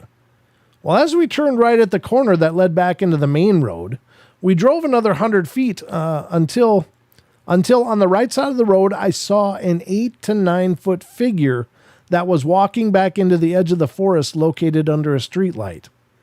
I immediately hit the brakes, unsure of what I saw. My cousin, who was in the passenger seat, looked as shocked as I was. I yelled, I think that was an alien. The car came to a stop and my cousin yelled, go, go, go. I sped up and my eyes were tearing up as I couldn't believe what I had just seen. My cousin said, I thought I was just seeing things. I replied, no, I saw it too. We drove to our apartment, which was nearby, still shocked and startled. I immediately called some friends, and they came and picked me up and drove us back to the spot where I saw the figure. I explained what I saw to them, and when we drove back to the location, some brush looked to be parted where something had walked through it. I made them call the local authorities. The figure stood 8 to 9 feet tall and had a tall, rounded crown-shaped head. I'm not sure what crown-shaped head is. The head was as big as a human abdomen. The figure was somewhat muscular looking, and it had big eyes, but not stereotypical alien-like, long legs, and it did not seem startled whatsoever. I think that's the creepiest part, is that oftentimes these large beings like Bigfoot, and I don't know that this is a Bigfoot story. I don't know what they saw for sure, but whatever it was huge. But they just seem kind of nonchalant, like, an 8-9 foot Bigfoot walking along, and kind of gives people a glance, like they're sitting there watching, like, and it just gives people the sidelong glance, like, what are you looking at? Like it doesn't care, and just continues its pace into the woods, So, Brent, do you remember the night I called in only minutes after seeing 2 at my gates? Yeah, I think so, Ruthie. Yeah, I think so. James, yeah. Let's see, anything else I'm missing here? Yeah, I mean, they're out there. They're out there. They remember that they're out there everywhere. It's not just the Pacific Northwest. I think that was one of the biggest shocks of my journey into the cryptid world, was that Bigfoot wasn't just in the Pacific Northwest. They're everywhere, and it's pretty well-known facts, but apparently out of the 50 states, only one state has not had any claims on the BFRO database, and that is Hawaii.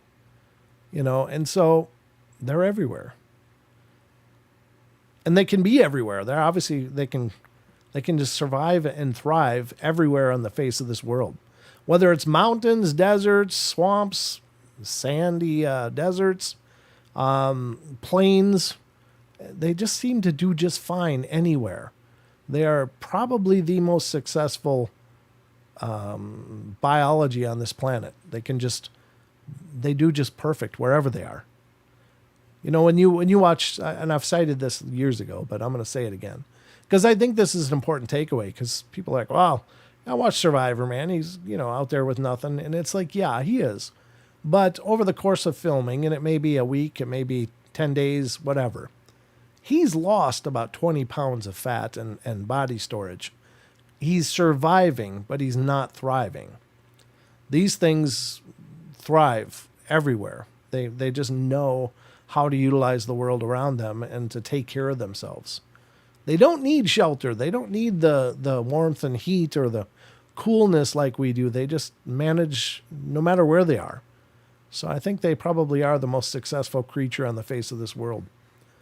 Probably pretty safe to say that. All right, I think we got time for one more. Yeah, let's see how big this one is. Oh, yeah, I can get through this.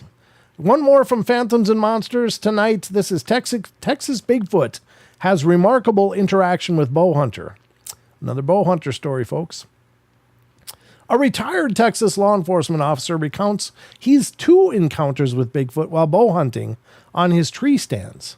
His observations are quite detailed and remarkable. I'm a 71-year-old retired police officer, and I've been trained to observe people and their surroundings and to relay them accurately. My first encounter was in October of 1991. I and a group of friends leased a 4,800-acre ranch in Young County, Texas. I was the only bow hunter in our group, and that allowed me to add a month to my deer hunting season. The night before October 1st bow season opener, I was in my tent, where I was awakened around midnight by a loud screaming noise. I heard a series of 3 or 4 evenly spaced screams. It sounded like a woman in distress, and at the time, it was more than 10 miles to the nearest house. After settling down, I wrote the screams off to a mountain lion. I got up at about 0300 hours, and it was in my stand well before daylight.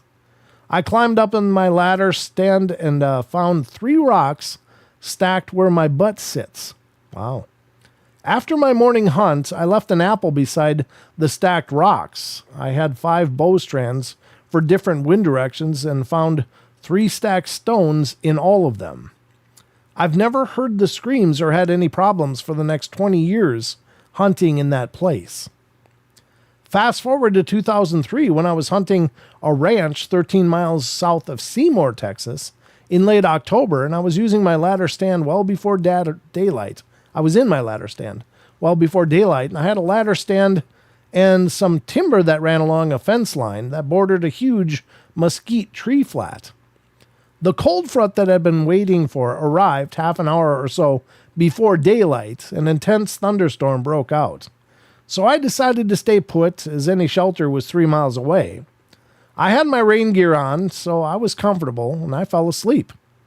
I was sitting 15 feet above the ground and was awakened by a loud crash of thunder, followed by a series of lightning bolts that lit up the sky bright as day. I glanced over to the right, and standing not 5 feet from me and down 5 or so feet stood the most amazing thing I have ever seen. It was a very hairy, very tall, and muscular human-like creature. This creature stood at least 10 feet tall and was covered in light brown silver hair. It had a huge head sitting on a vast and muscular shoulders. It had no neck, a heavy brow ridge, and defined human-like nose.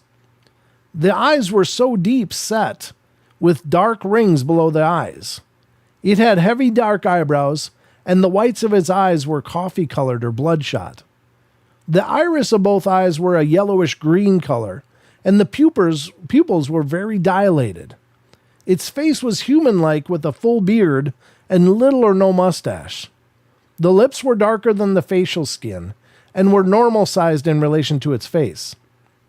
The color of the skin on his face was medium brown, and the arms were longer than a human arm. It must have weighed at least 700 pounds. Well, if it was 10 feet tall, it's more like 1,000 pounds probably. Its legs were thick and muscular.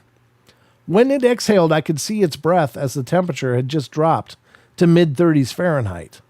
The hair covering his body was dripping water from the longer hairs. I have no idea if it was a male or a female.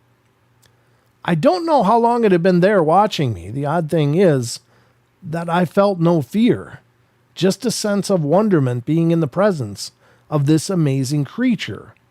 If this being had wanted me, it could have snatched the life right out of me with no trouble. After the next lightning flash, I looked back in its direction, and it was gone. I never saw it again, and I did leave another apple in the seat of my ladder stand, and it was gone the next time I sat at that stand. I forgot to mention that as the sun rose, I could see that the tree I was in was covered in monarch butterflies. As the sun rose, every tree I could see for at least half a mile down the fence line was covered in them. They left in waves of tens of thousands until the last ones left at 0930 hours or so. It was a wonderful experience. So that's a beautiful story. That is lovely. Huh. Well, there you go. Not every one of these encounters has to be dark and horrible and scary. Some of them are beautiful, I guess. But do you know which one you got? I don't know. That's the thing. You don't know which one you're getting. So, wow. That was about a show. Can you believe that? That was a whole show, folks. So I hope you had a good time. Again, we spent a lot of time in the cryptid corner tonight, but I love the cryptid stories too. I find it absolutely fascinating. But I will say, earlier we were talking, what's the part you like the most? Well, I don't know that I like any part the most, but the part that I feel probably the most foreign to, because I don't think that I could actually actively research it for any number of reasons, but most of all the fact that I'm older. I'm older and I'm all broken up, but I think the cryptids are probably the most unnerving to me because you just don't know what we're dealing with. And I don't mean to imply that they're evil or mean to harm anybody, because clearly if they meant to harm people, there'd be a hell of a lot more missing people or hunters that never came home. I think it does happen. I don't pretend to know the circumstances, but I think that sometimes they, may be in a desperate situation, and people are certainly the low-hanging fruit. So if something is starving to death or it's injured or hurt, probably going to take out a person because they're the easiest of all natural prey. We don't run fast. We're not graceful. We're out of our element. We're conditioned for pavement and manicured lawns, not for the forests and woodlands. We just aren't very good out there. Amazing show, Brent. Thank you, John. But I think that you just don't know which ones you're dealing with. You don't know if you're looking at something that's planning on eating you or something that's just going, what are you doing here? I'm just passing through. And that's the scary part to me. Because clearly, physically, we are incredibly undermatched in physicality next to any of these cryptids. They are, heads and shoulders not only taller than us, but more capable than us. So that's the part I think that's the most unnerving. And I think they're also the ones we know the littlest about, I think, in many ways. We don't know if they're from here, if they're even from this dimension, or if they're just a natural part of the world that avoids us. There's so much we don't know. So anyway, not that we know a hell of a lot about any of the other things either, but at least we think we know about the spirits. Well, that's Grandpa Ray stopping in to say hi. You might be right. You might also be really wrong, but at least we believe we do. So I don't know, but at any rate, I hope you guys enjoyed the journey. I hope you've had a good time here with me. And remember, we love you all. Be good, be kind, be nice. Take care of each other. Help each other out. Find the magic in every day. And remember to laugh as much as you can. And I'll see you on Wednesday night right here on our This is iHeartRadio. YouTube. Hold on. iHeartRadio makes you want to move. Let me when you have a close great that melody, song. Right. All right. I'll see you next Wednesday on YouTube channel. Only for the Wednesday show. Don should be here. So we'll dig into it all over again then. But you guys have a wonderful week. Thank you so much for spending a portion of your weekend here with me. And I bid you well. So until next time, remember, love you, mean it. Okay. That's it. Roll the credits.